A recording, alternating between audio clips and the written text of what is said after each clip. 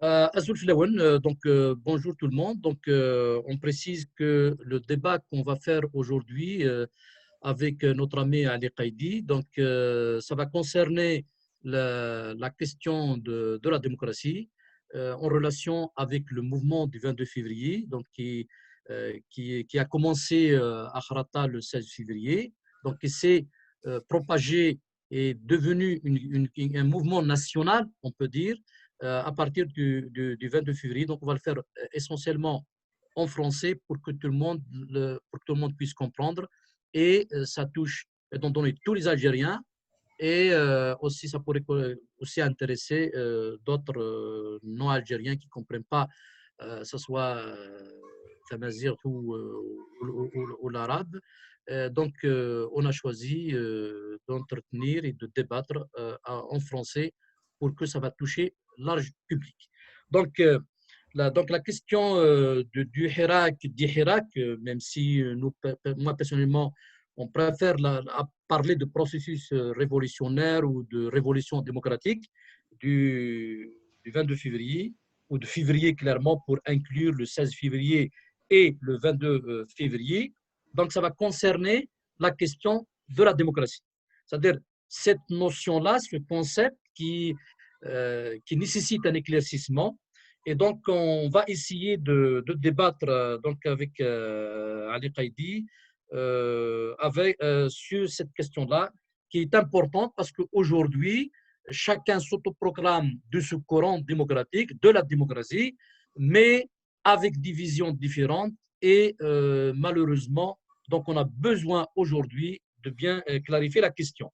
Donc, si la démocratie sur un plan étymologique signifie le pouvoir du peuple, c'est-à-dire, donc on peut dire la source du pouvoir où même le pouvoir revient au peuple, mais sa conception ou son émergence au début n'est plus la même conception, n'a plus la même acception aujourd'hui. Donc, si on va partir un petit peu de l'origine, à partir on peut dire de son lieu de naissance, qui est la démocratie athénienne, qui est en tant que cité-État, euh, il est indispensable justement d'essayer de voir d'abord d'introduire cette démocratie athénienne qui n'est pas, il faut bien ne pas tomber dans le piège, on peut dire, d'anachronisme, c'est-à-dire d'essayer d'avoir un regard d'aujourd'hui sur des événements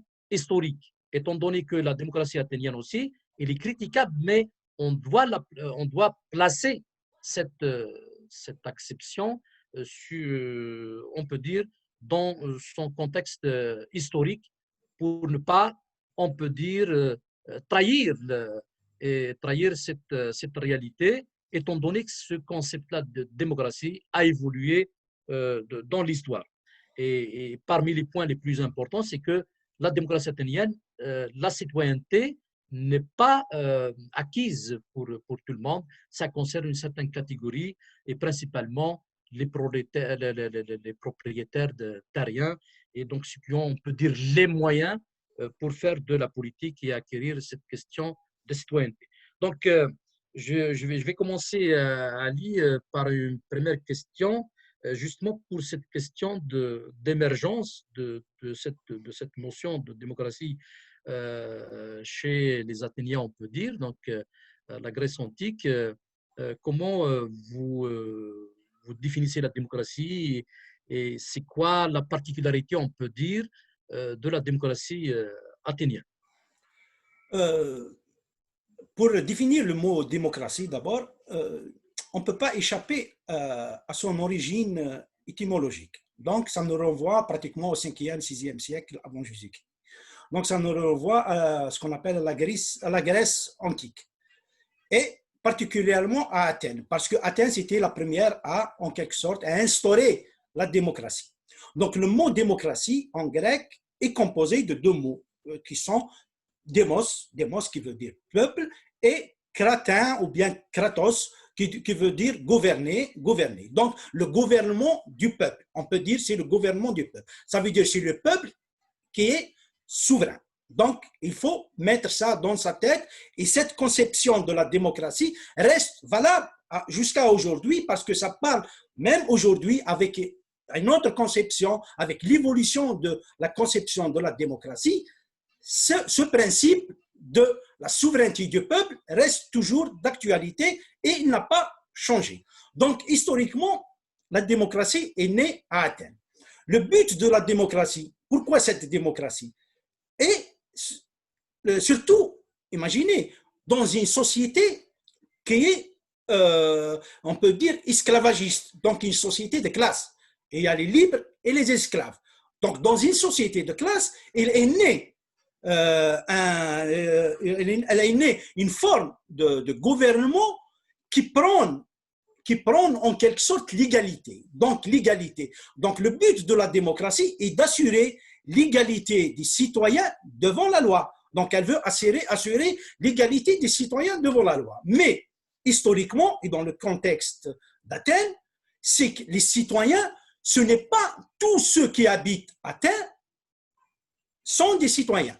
Seulement les hommes qui sont libres. Donc, les hommes libres, ils ont ce privilège de citoyenneté. Ceux-là ont le droit de faire de la politique. Ils ont des droits politiques. Ça veut dire ils ont le droit, en quelque sorte, d'intervenir dans la gestion de la cité, dans des assemblées, ce qu'on appelle l'agora. Donc, et le fait que seulement les citoyens qui ont ce droit-là, ça veut dire qu'il y a d'autres catégories de la société qui sont exclues. Par exemple, les femmes. Et les femmes sont restées exclues jusqu'à pratiquement récemment. Ça remonte à pas plus de 60 ans seulement que la femme elle commence en quelque sorte à participer à la politique. Et aussi les hommes qui ne sont pas libres, les esclaves, et aussi les enfants. Et une autre catégorie, les étrangers. Et les étrangers, on voit que aussi les étrangers dans les sociétés démocratiques d'aujourd'hui sont relativement exclus aussi. Les étrangers n'ont pas les mêmes droits politiques que, par exemple, les habitants ou bien les citoyens d'un pays. Donc, les étrangers ont moins de droits politiques. Donc, ces conceptions-là, ces principes restent encore jusqu'à aujourd'hui. Donc, je laisse la parole à mon ami Kamel pour qu'il ajoute des choses par rapport à ça.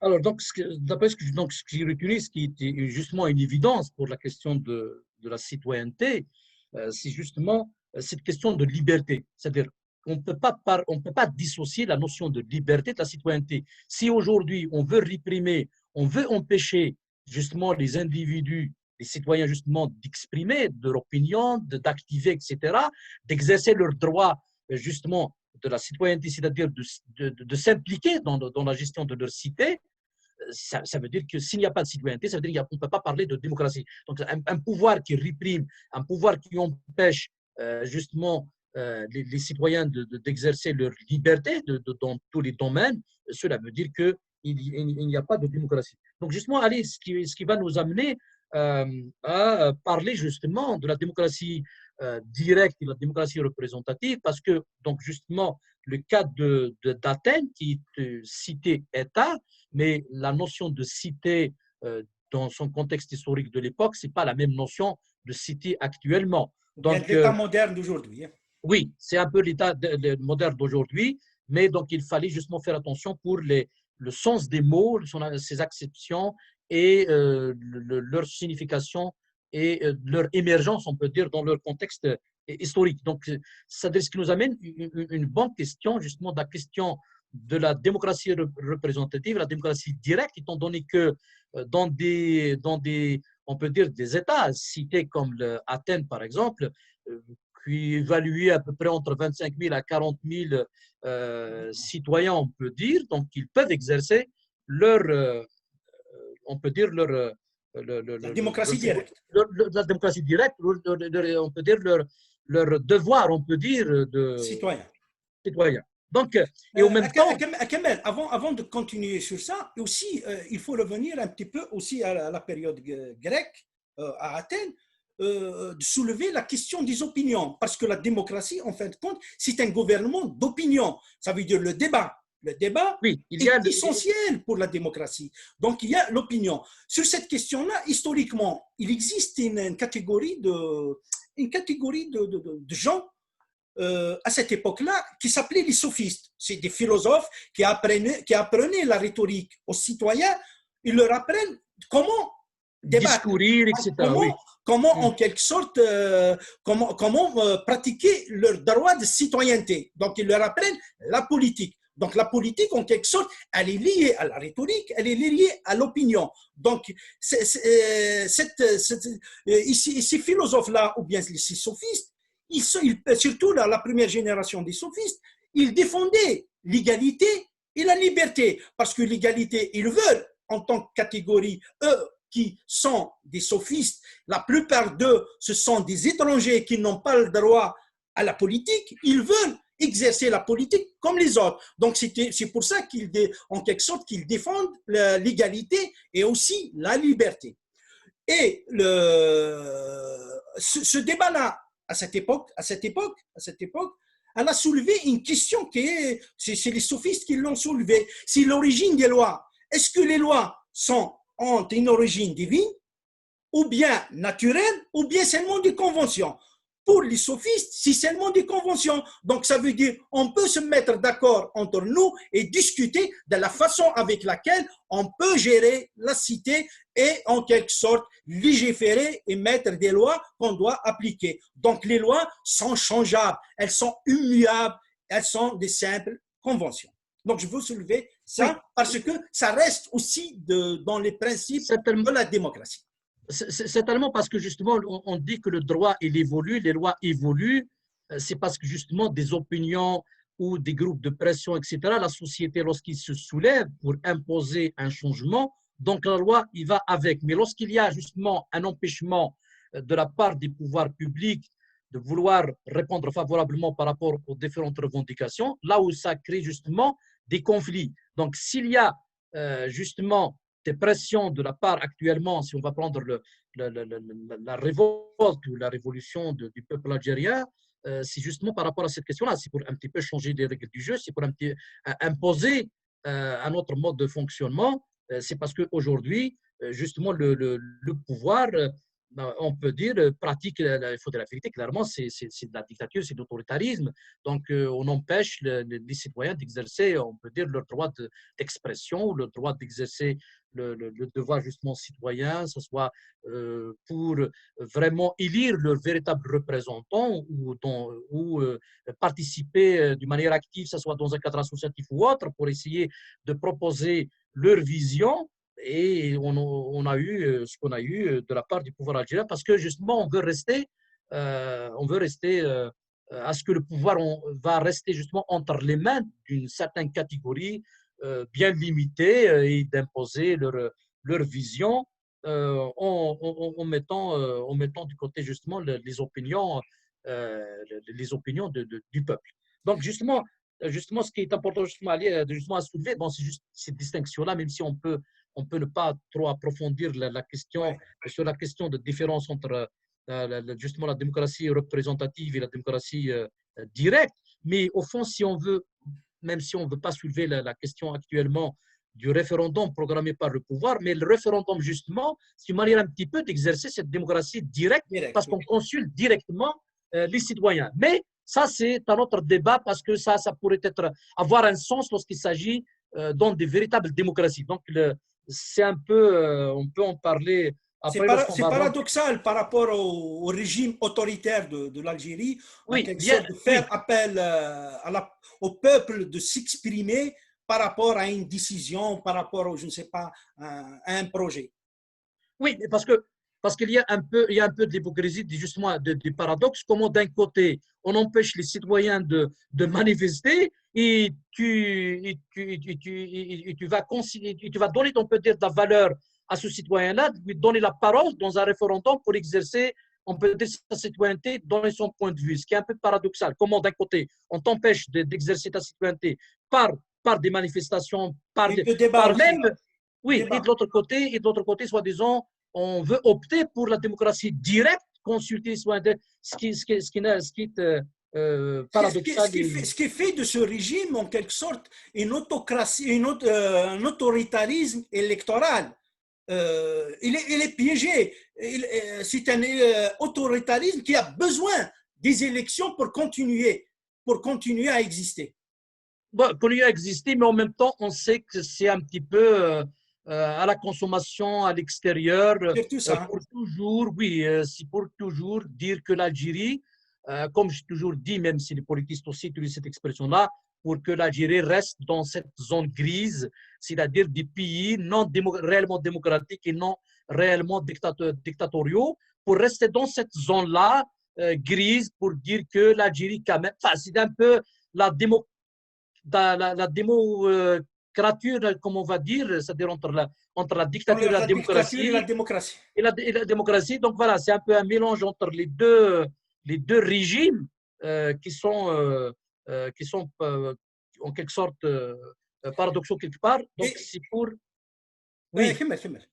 Non, c'est-à-dire c'est pour un petit peu soulever ça, pour dire que en Algérie, il y a des lois à consommation à l'extérieur, mais dans la réalité, on n'applique même pas les lois justement. Et après, on peut rentrer dans l'État lorsqu'on va rentrer en quelque sorte dans la nature du Avant d'y aller à ça, j'aimerais bien soulever à Kamel, en quelque sorte, les critiques de la démocratie athénienne, surtout pendant le 5e siècle avant Jésus-Christ, surtout par l'un des grands philosophes, Platon, qui a réagi, on peut dire, qui a réagi par rapport à la condamnation de son maître Aristote, son maître Socrate. Donc, il a réagi par rapport à ça, parce que Socrate, il a été condamné sous le régime démocratique, donc sous le gouvernement démocratique. Donc, il a été en quelque sorte condamné à mort. Socrate, il représente le philosophe. Donc, pour en quelque sorte régler ce problème-là, Platon, il a opté pour un gouvernement de gens éclairés, un gouvernement de philosophes, pour éviter que l'opinion, ça veut dire entre guillemets l'ignorance, gouverne. Pour lui, le peuple, il n'a pas accès à la connaissance, à la vraie connaissance. Seulement une catégorie de gens qui sont les philosophes qui ont accès. Et comme la gestion de la cité, pratiquement c'est un art, voire c'est une science qui n'est pas à la portée de tout le monde, seulement à la portée d'une catégorie de gens qui sont les philosophes. Donc, il critique ça. Et aussi pour lui, on ne peut pas donner cet art-là, le soumettre au hasard, parce que dans une démocratie, il y a aussi le tirage au sort. Donc, on ne peut pas le soumettre au hasard et on ne peut pas le soumettre aussi à la majorité, parce que la majorité, elle peut se tromper. Donc, il y a cette critique-là, cette critique de la démocratie. Donc, il a opté pour l'aristocratie. Et il y a, par la suite, il y avait Aristote qui a en quelque sorte opté, il a défendu un petit peu la démocratie. Et ça, on le laisse de celui qui s'intéresse à la problématique de la démocratie chez Aristote et Platon. Il y en a des livres et des recherches par rapport à ça.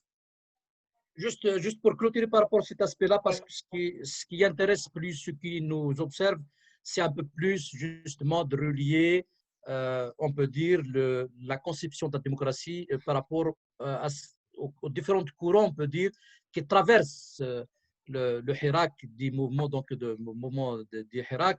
Donc, c'est un petit peu cette différente acception, on peut dire, de la notion de la démocratie qui mérite d'être un petit peu plus approfondie par rapport à ces différents courants qui traversent le mouvement. C'est juste pour justement terminer pour cette question de la démocratie athénienne.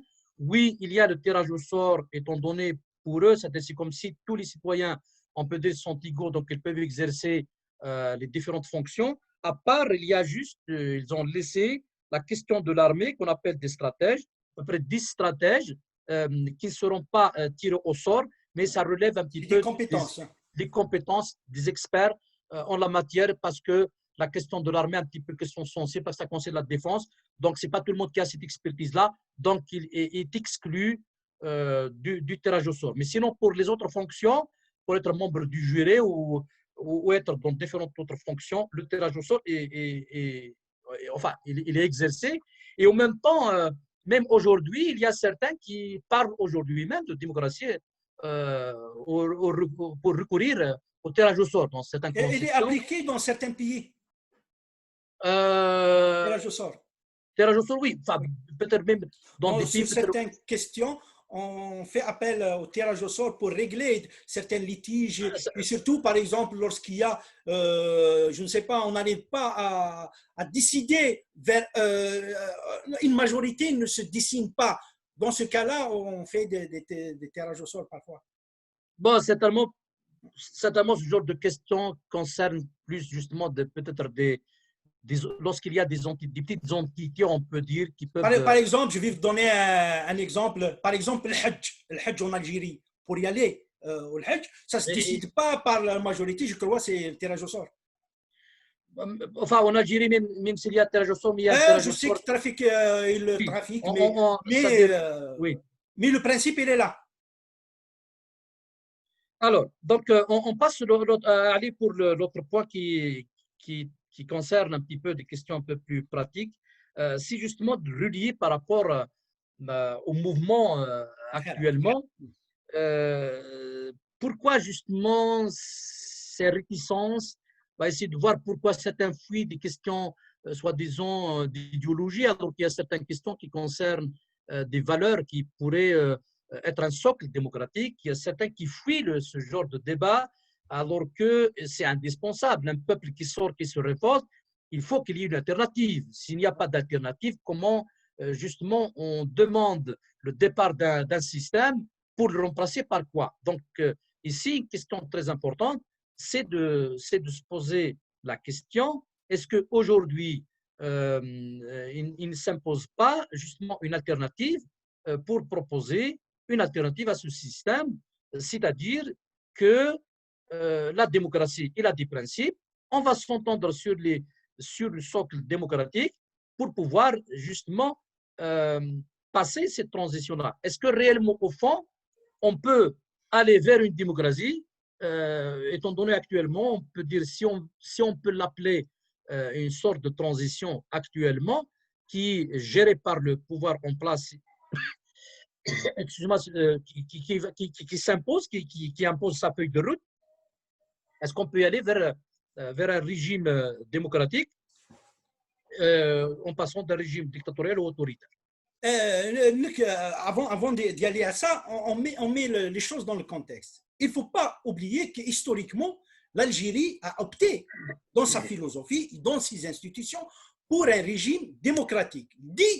On peut y aller jusqu'à la déclaration du 1er novembre, le congrès de la Sommane, et la première constitution, la deuxième, la troisième, et toutes les constitutions parlent d'une Algérie démocratique. Donc, dans la philosophie de l'État, l'Algérie elle veut, ou bien son idéal, c'est la démocratie. Maintenant, est-ce que cette démocratie, les Algériens la vivent, ou bien depuis 62 jusqu'à aujourd'hui, ou non?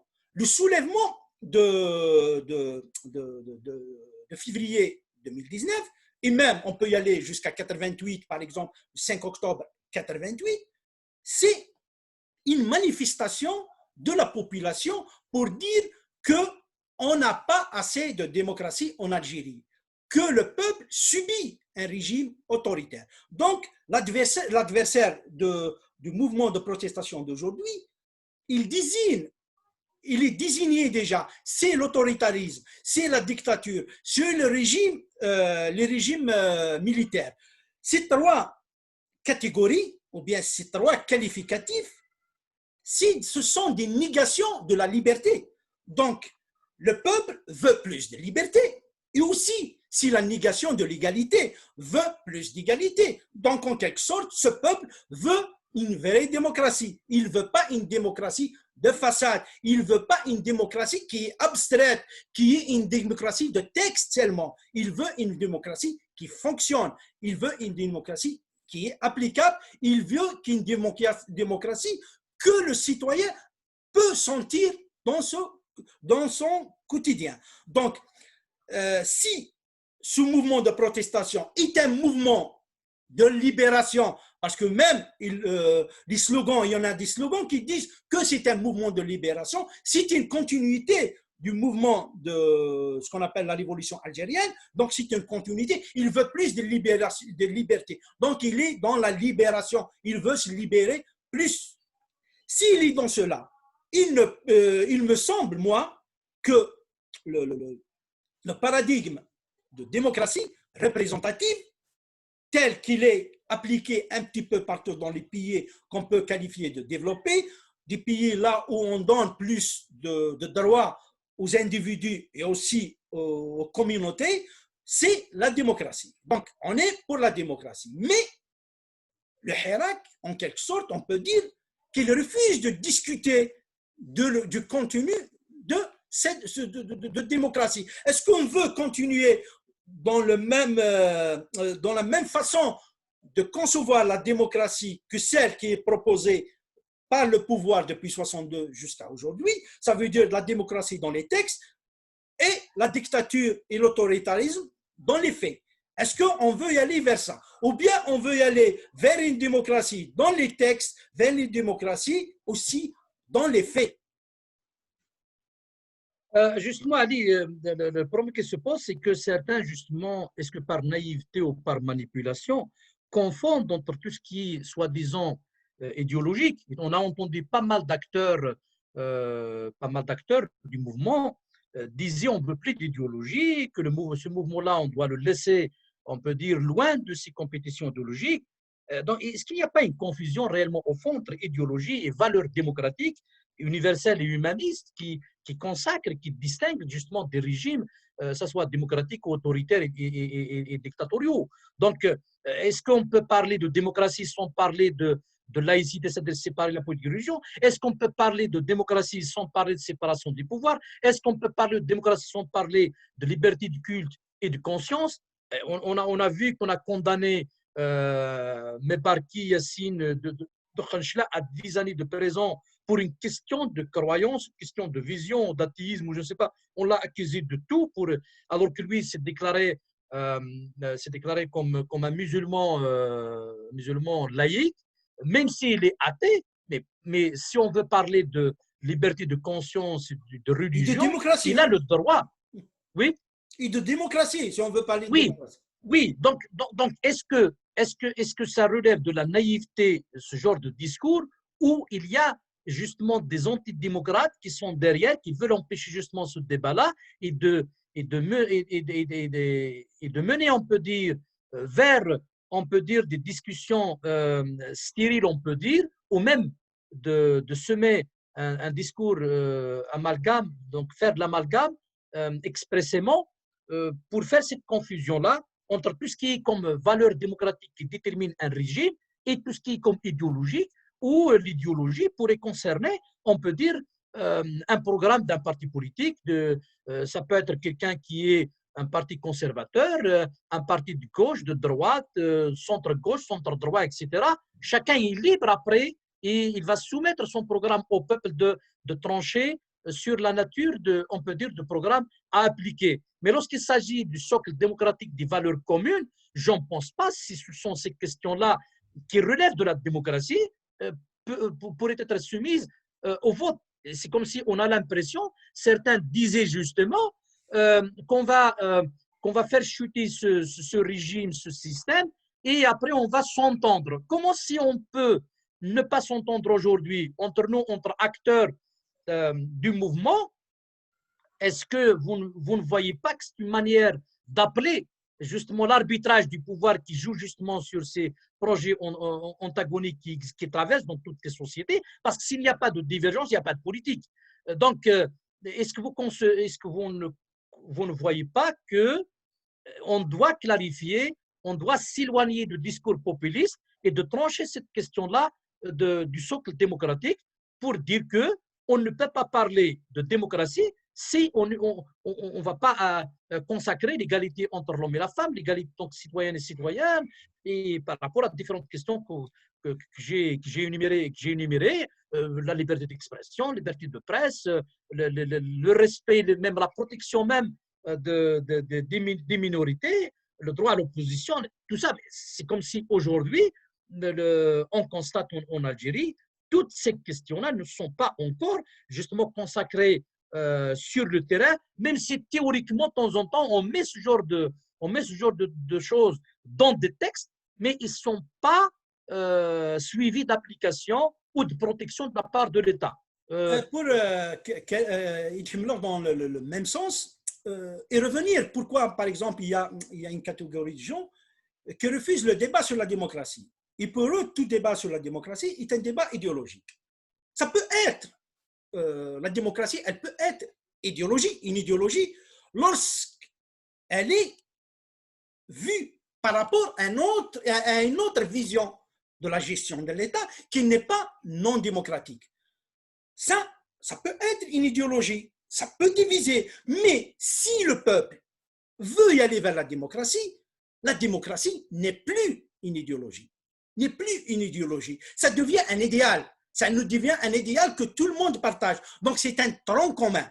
Donc, l'idéologie, elle n'est pas, la démocratie ne devient plus idéologie. Elle n'est plus idéologie. Elle est un socle commun, un idéal commun, mais pas une idéologie. Les gens qui veulent faire de la démocratie une idéologie, ce sont pratiquement des gens qui veulent se positionner en dehors de la démocratie. Ce ne sont pas des gens qui veulent appartenir à un idéal démocratique. Cela, dans cette façon de voir, on peut parler d'idéologie.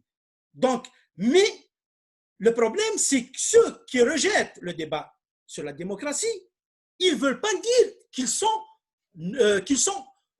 ne sont pas pour la démocratie. Ils sont pour autre chose qui n'a rien à voir avec la démocratie. Et cela, de point de vue idéologique, est acceptable.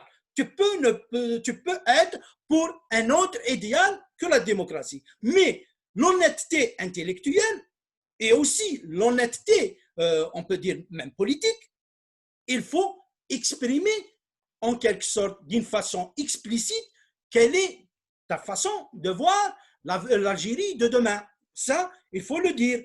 Si les gens sont en quelque sorte avec toi, ils veulent te suivre dans cette aventure, ils n'ont qu'à l'exprimer eux aussi. Mais de ne pas l'exprimer et de refuser en quelque sorte les autres de parler de démocratie, là, il y a quelque chose longué, comme on dit sur Roche. Il y a quelque chose qui ne va pas dans le débat. C'est pour ça qu'il faut débattre. Et lorsqu'on débat sur ces questions-là, c'est possible qu'on va trouver en quelque sorte les antagonistes ou bien les différents courants qui sont dans le Hirak, ils peuvent trouver un terrain d'entente sur la façon de voir la démocratie. Mais Ali, ce qui est un peu étonnant, c'est qu'on a vu l'un des acteurs du mouvement les plus en vue, qui est de tendance islamiste, affiché clairement qu'il est on peut dire clairement pour la charia, qui est contradictoire à la démocratie. Et on n'a pas vu vraiment de réaction de la part des acteurs sur le terrain pour dénoncer ce genre de on peut dire. Mais parce qu'il ne faut pas oublier qu'en Algérie, l'islamisme est devenu l'islam. Il a remplacé l'islam traditionnel.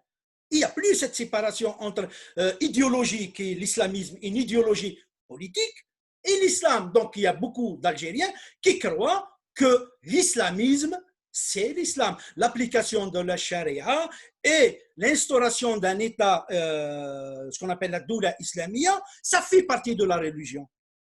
Il y en a beaucoup qui croient à cela, et surtout depuis les années 80, que cette idéologie politique pratiquement a remplacé graduellement ce qu'on appelle l'islam traditionnel, que les Algériens, nos parents et nos grands-parents, en quelque sorte, croient, en quel nos grands-parents croient.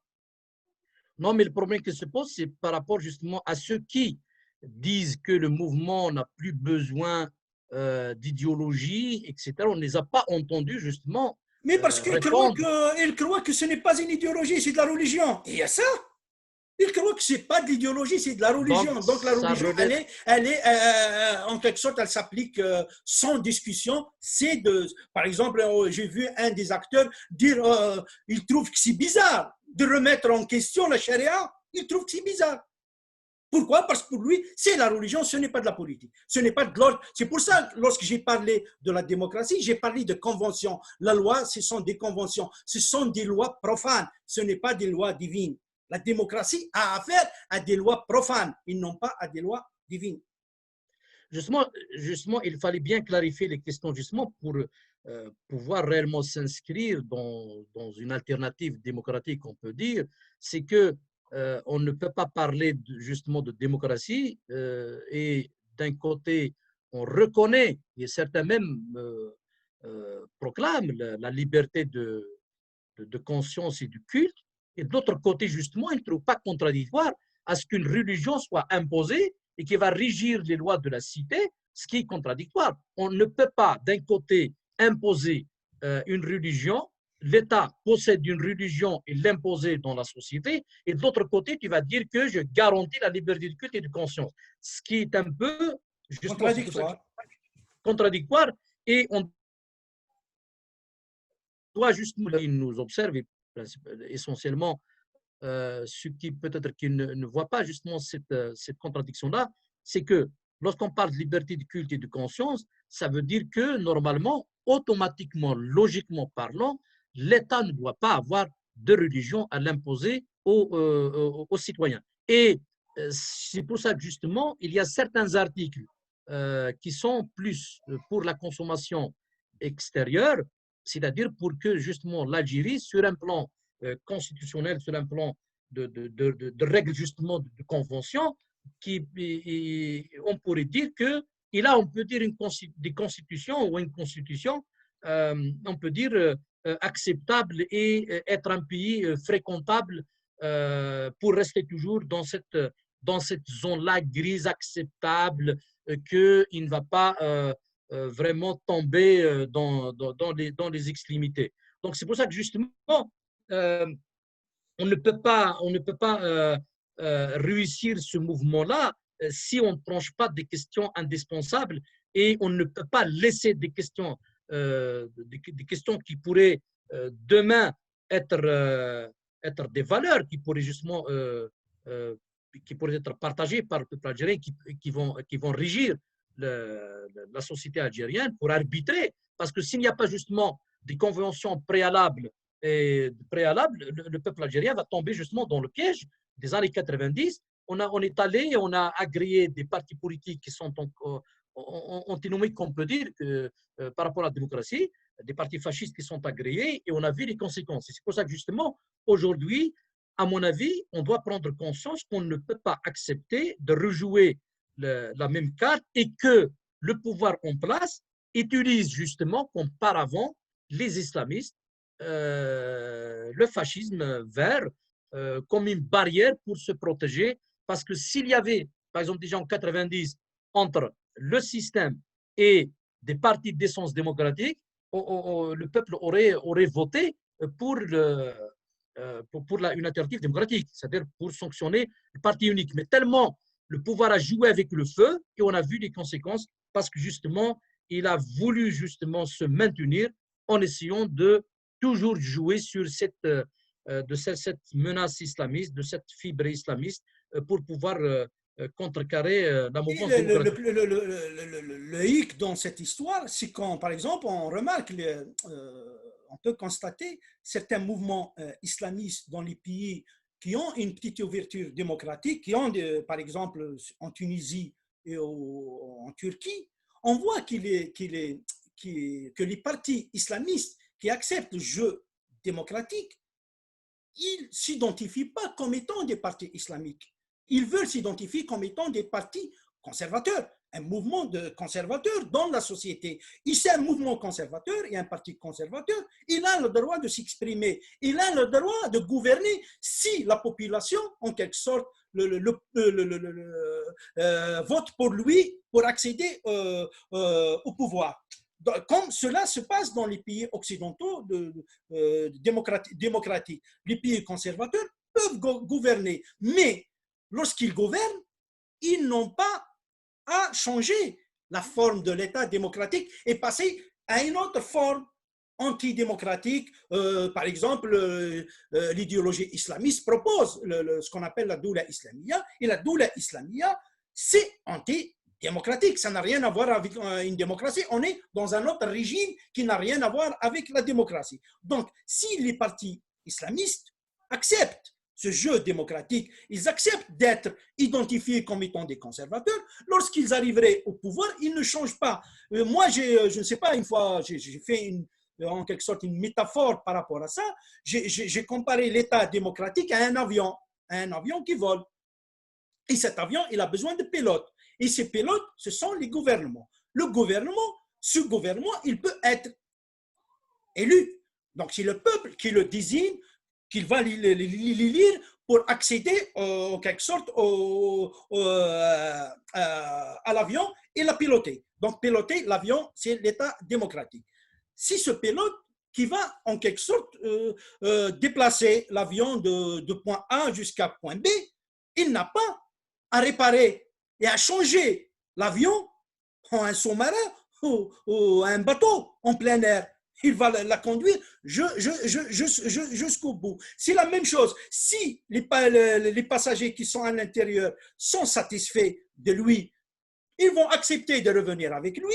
S'ils ne sont pas satisfaits, ils peuvent voter pour un autre pilote. Donc, c'est la même chose dans une démocratie. Si, par exemple, les conservateurs qui se disent aujourd'hui islamistes arrivent au pouvoir, ils gouvernent, si le peuple est satisfait de la façon avec laquelle il gouverne, tout en respectant le cadre démocratique et les principes démocratiques qui concernent les libertés individuelles et les libertés collectives, il n'y a aucun problème qu'ils soient réélus. Mais s'ils ne sont pas satisfaits, il faut leur donner le droit qu'ils les sanctionnent, qu'ils ne votent pas pour eux. Ce n'est pas en arrivant au pouvoir et ils vont changer le mode de gouvernement. Par exemple, ils arrivent au pouvoir, ils disent aujourd'hui, en quelque sorte, il n'y aura plus d'élection.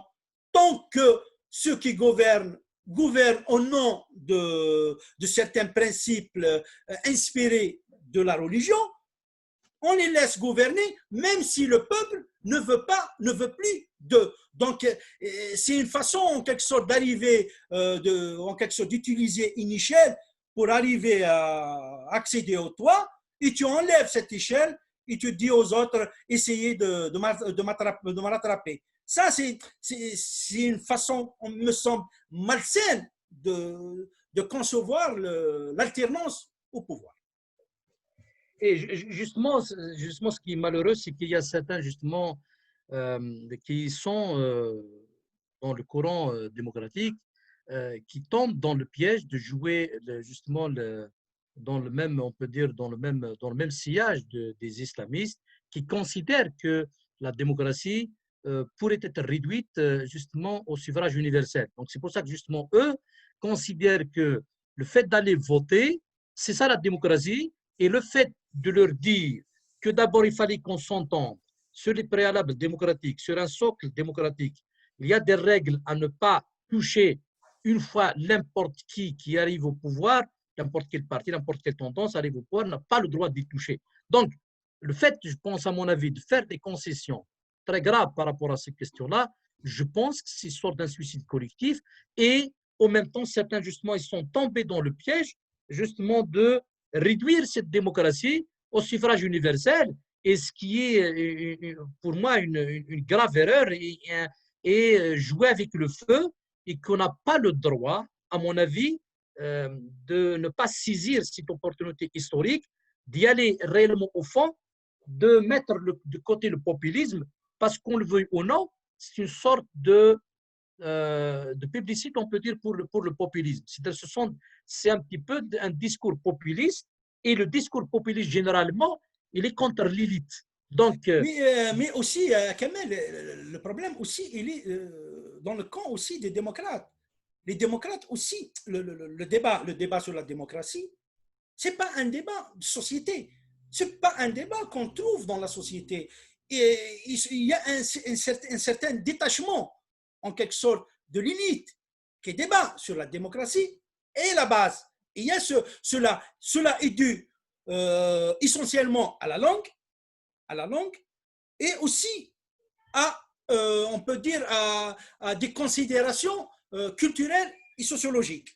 Ce qui fait, par exemple, le discours islamiste, il a plus d'ancrage dans la société parce qu'il est plus proche de la société. Par contre, le discours démocratique reste jusqu'à aujourd'hui un discours élitiste. D'ailleurs, regarde, l'émission qu'on fait maintenant, ou bien l'échange qu'on le fait, on a choisi d'y aller vers une langue qui est, on peut dire que c'est une langue étrangère par rapport à la majorité des Algériens. Donc l'accessibilité à ces idées, elle est réduite. Elle est réduite. Ce qui rend le discours des démocrates, en quelque sorte, moins influent sur la société que le discours qui utilise la langue soit arabe, dialectale, surtout la langue arabe dialectale, ou bien l'arabe classique. Parce qu'il ne faut pas oublier que la majorité des Algériens sont des arabophones, soit de naissance,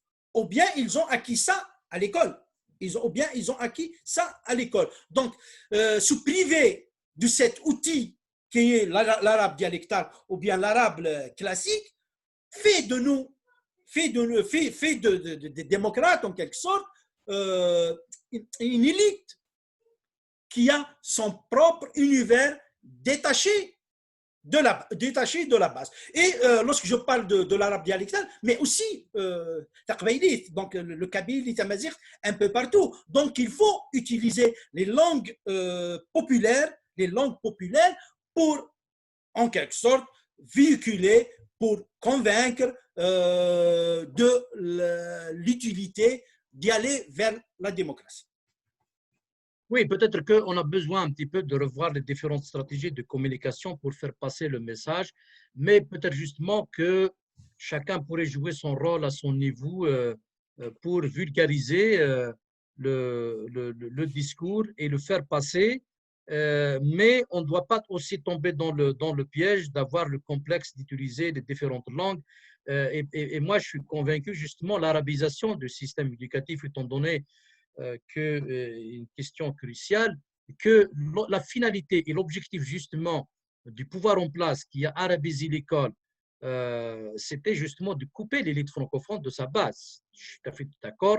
Il fallait trouver des mécanismes pour rendre le discours plus accessible et de vulgariser les concepts, de vulgariser ce genre, c'est-à-dire de conception, de multiplier justement ce genre de rencontres avec des langues accessibles, mais en même temps, on ne peut pas aussi, et moi personnellement, je considère aussi que le français en Algérie a encore une place, même si c'est vrai, le, le champ, on peut dire, des locuteurs est réduit, mais on a besoin aussi de cet outil parce que l'essentiel des ouvrages qui se trouvent en Algérie, qui suscitent la réflexion et l'approfondissement, je pense qu'ils sont en langue française. Donc, on a besoin aussi d'alerter la société algérienne, les parents essentiellement. Et c'est pour ça que moi, personnellement, je suis un partisan de justement à ce que les parents s'impliquent sur la question de choix de leur éducation, étant donné qu'il fait partie de l'un même des articles de la Déclaration universelle de 48 qui dit clairement que les parents d'élèves ont le choix sur le système éducatif. Donc, je pense que ce n'est pas normal qu'on laisse passer inaperçu les enfants du régime fréquenter le lycée français, ce soit à Alger ou Constantine ou Oran, je ne sais pas, mais fréquenter des lycées français où leur enfant fréquentent des établissements en français et qui étudient en français ou en anglais. Et de l'autre côté, on laisse justement la population se baigner Mais dans la misère je ne intellectuelle. parle pas sur le plan académique, Oui, oui, oui, non, oui, mais oui. Non, sur le plan politique.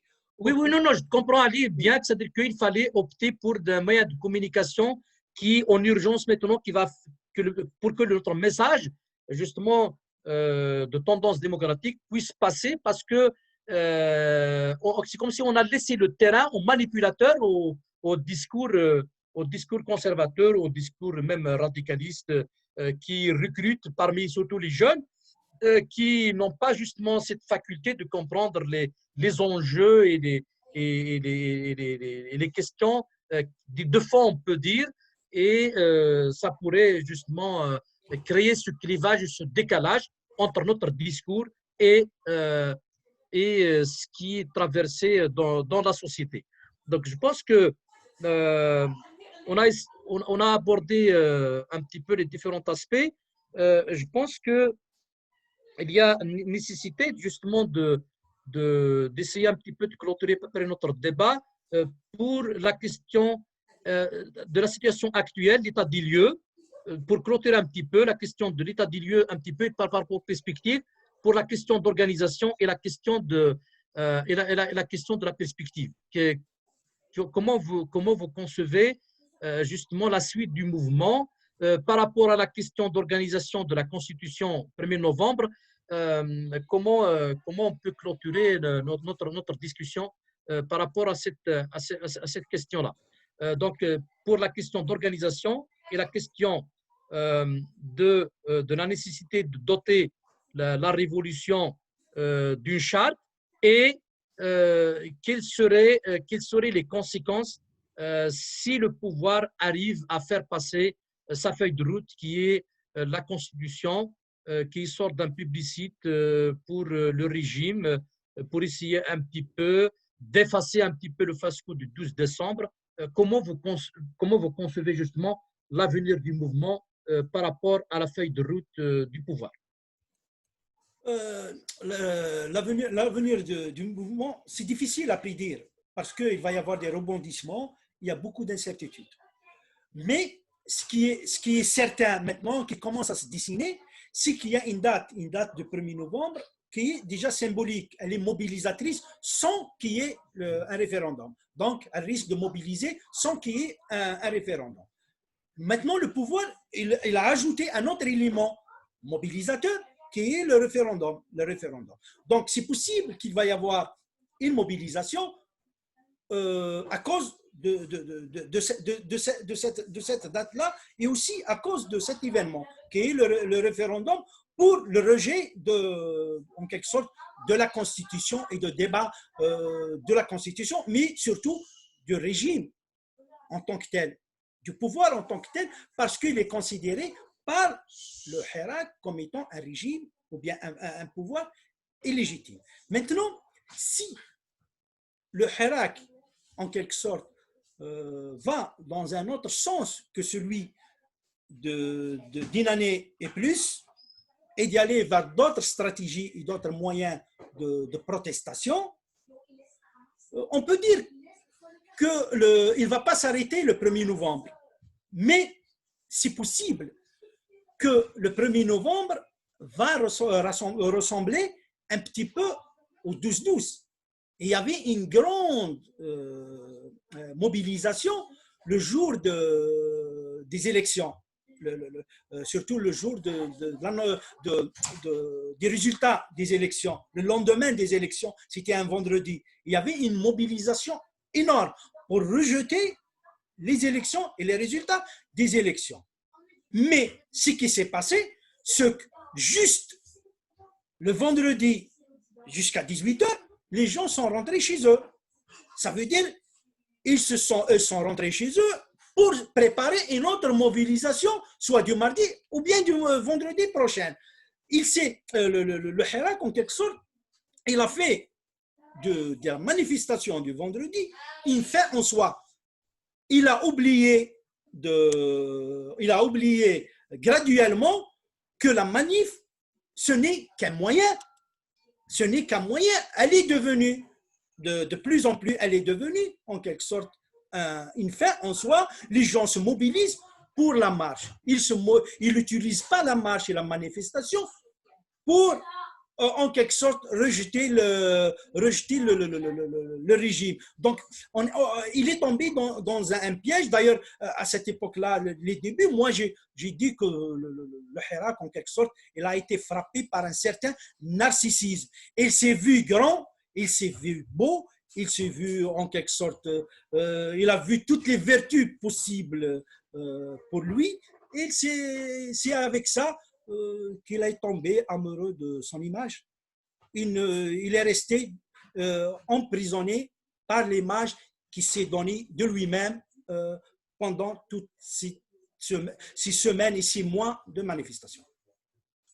Justement, pour essayer un petit peu de clôturer et d'y aller dans le sens que vous avez développé, c'est surtout justement le mouvement n'a pas exploité au moment où la contestation était à son summum, la mobilisation, c'est lorsqu'il y a eu des appels pour l'organisation et même certaines voix sont élevées pour la désobéissance civile. On n'a pas exploité ces moyens-là et on est allé dans le populisme, on est allé justement dans l'autosatisfaction et on a eu ce qu'on a eu. Et avec la pandémie, il a cassé cette dynamique.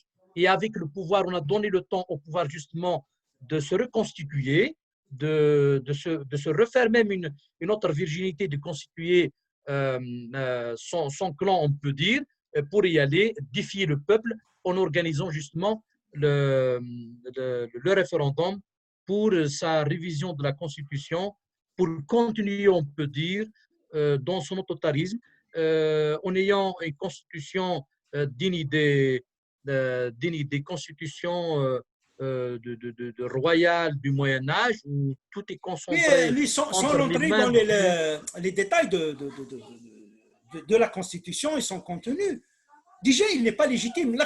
Déjà, le référendum, il faut qu'il soit proposé par un pouvoir légitime.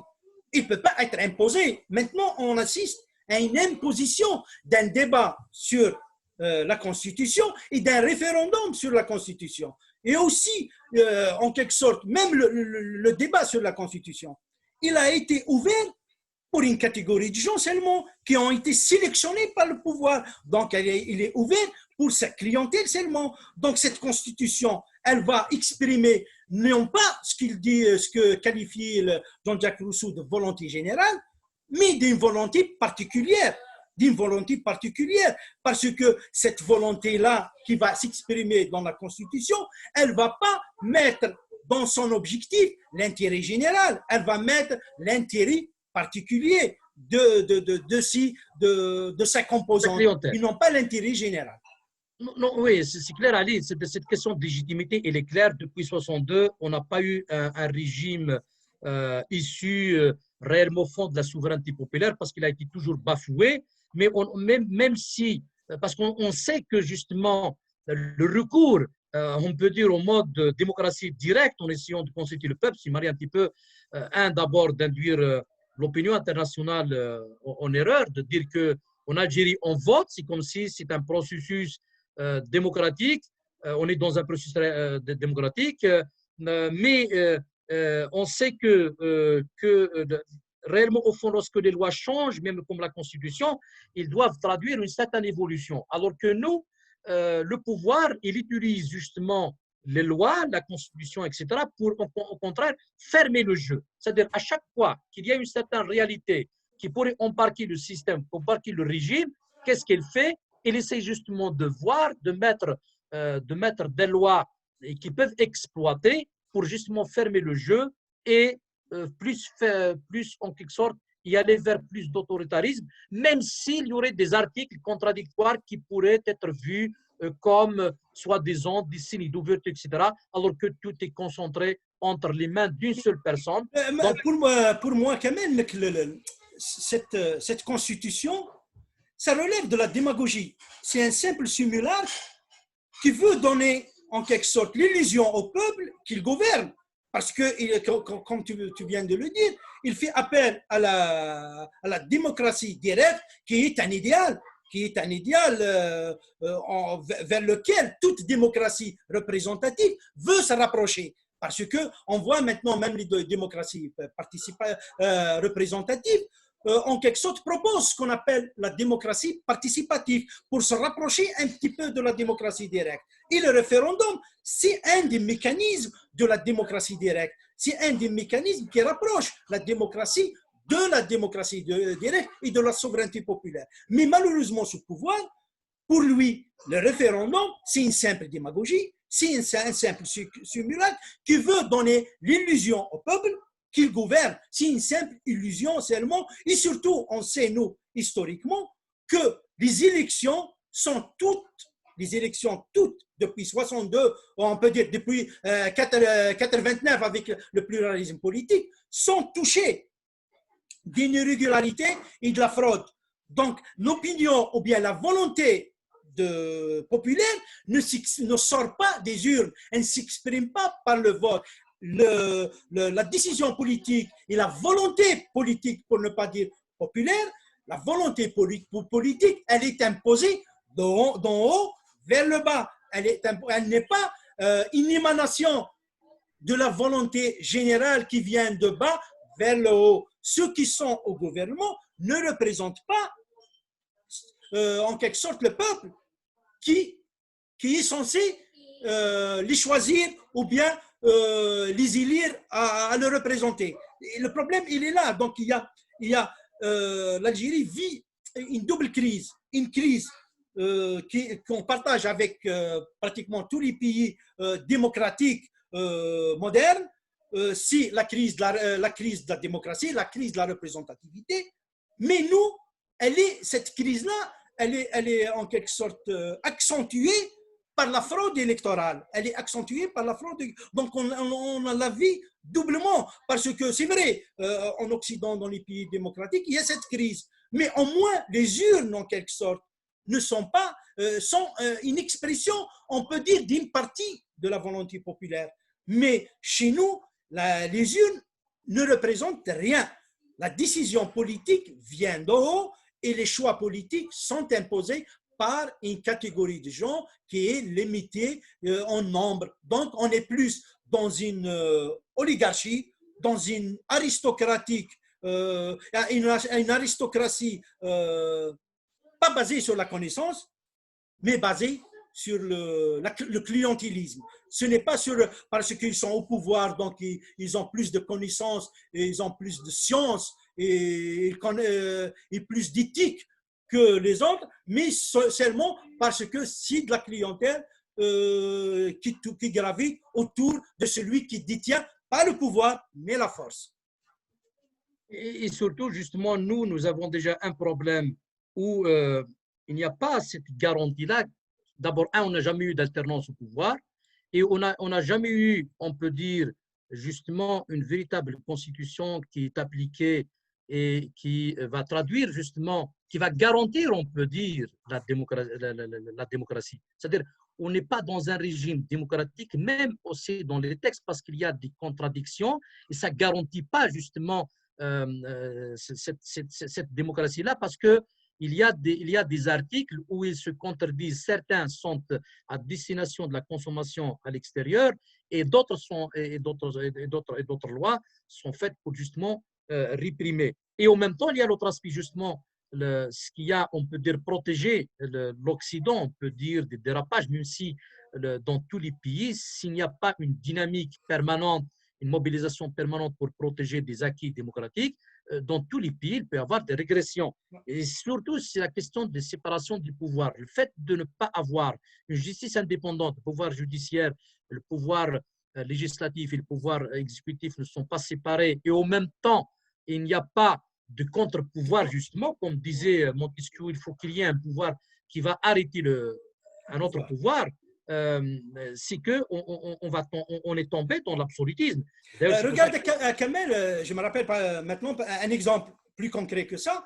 Dans le contexte de la pandémie, certains pays démocratiques ils ont légiféré à cause de, en quelque sorte, ce qu'on appelle la deuxième vague aujourd'hui. Il y en a beaucoup de gens qui sont contaminés. Ils ont proposé en quelque sorte quelques mesures qui sont à l'opposition des libertés. Donc, elles limitent les libertés individuelles et collectives. Par exemple, l'interdiction dans certains pays des rassemblements à l'extérieur. Des rassemblements à l'extérieur, il y a une loi qui interdit ça.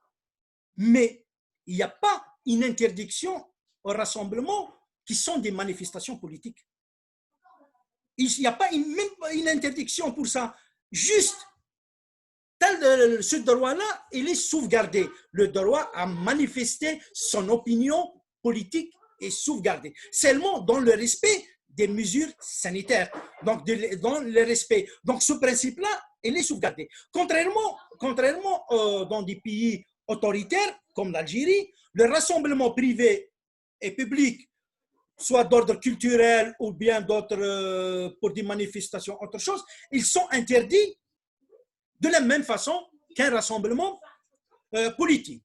Et de plus, dans l'application de ces mesures-là, on accepte pour les uns, on refuse pour d'autres. Par exemple, les partis d'opposition, ils n'ont pas le droit de se rassembler, ou bien on ne leur donne pas l'autorisation de se rassembler. On trouve toujours en quelque sorte des petits problèmes pour justifier le rejet de leur demande.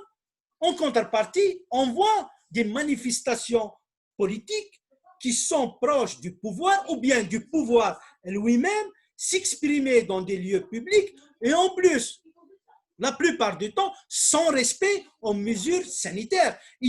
Donc, ce pouvoir-là, il a perdu la légitimité et même dans sa gestion de la politique aujourd'hui, il ne séduit pas la population parce qu'il est dans le deux poids, deux mesures, il est dans l'exclusion, il est en quelque sorte dans la répression.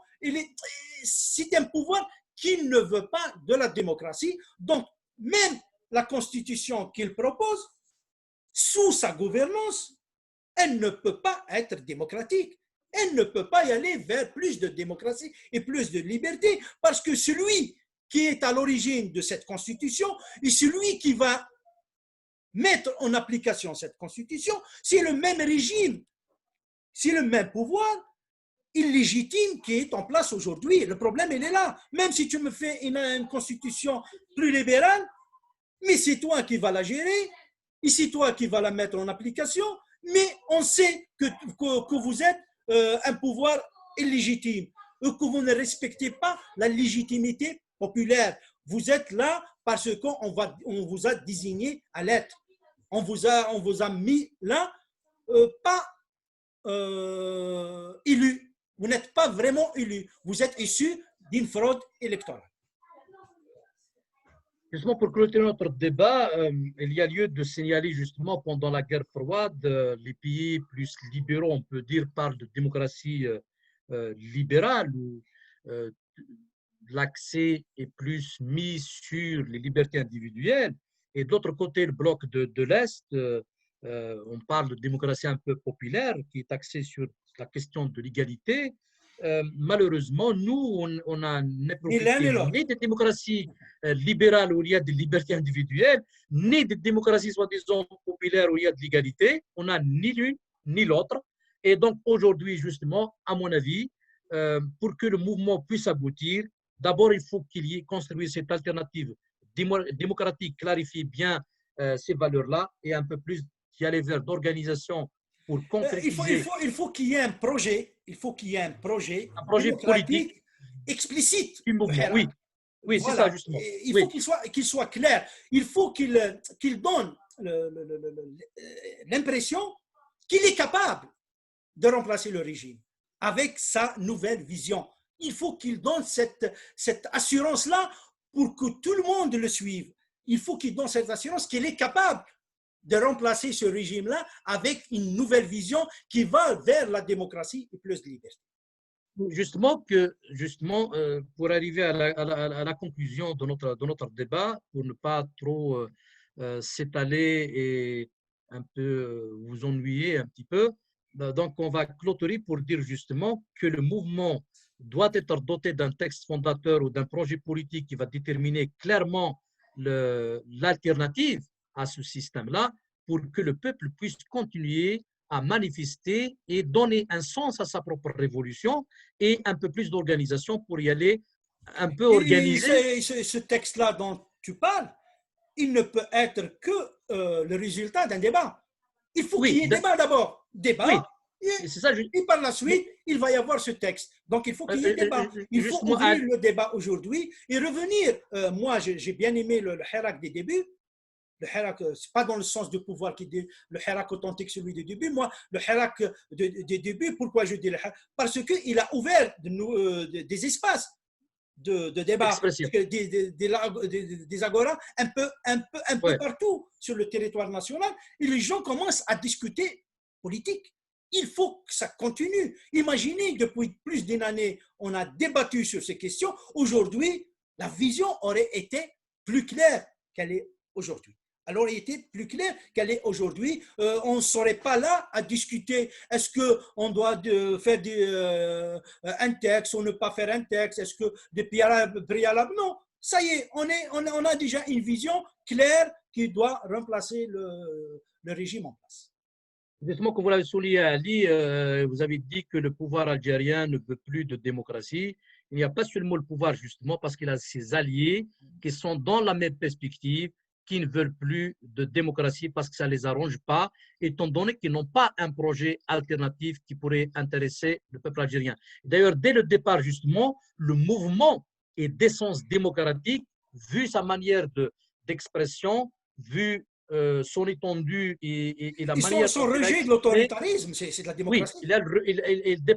il demande justement plus de liberté et il n'y a pas un autre régime qui garantit les libertés individuelles et collectives en dehors du régime démocratique. Donc, celui qui veut cacher son projet, c'est parce que justement, comme vous l'avez souligné, Ali, tout à l'heure, c'est que justement, ils cachent de mauvaises intentions et c'est parce que tout simplement, ils sont contre la démocratie, ils sont contre le projet démocratique qui soit instauré parce que ça ne les arrange pas sur un plan idéologique, ils ont une autre vision et c'est cela justement qu'on doit clarifier pour éviter justement de tomber dans le populisme et dans la manipulation. Et on a besoin de clarifier ces questions-là parce qu'on ne peut pas dire on va y aller au vote, après on va s'entendre. Tout doit être clarifié et on a besoin d'une transition démocratique pour clarifier ces questions-là parce que dans toutes les révolutions ou dans tous les mouvements là où il y a eu des révoltes, ils sont passés par des transitions démocratiques parce qu'il y a une logique. On ne peut pas passer d'un régime dictatorial ou autoritaire à un régime démocratique sans passer par une transition.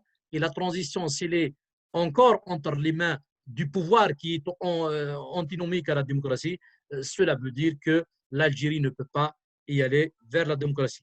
Donc, on va clôturer ici le débat pour ne pas trop s'étaler. On peut revenir sur d'autres thématiques qui ont relation avec le mouvement.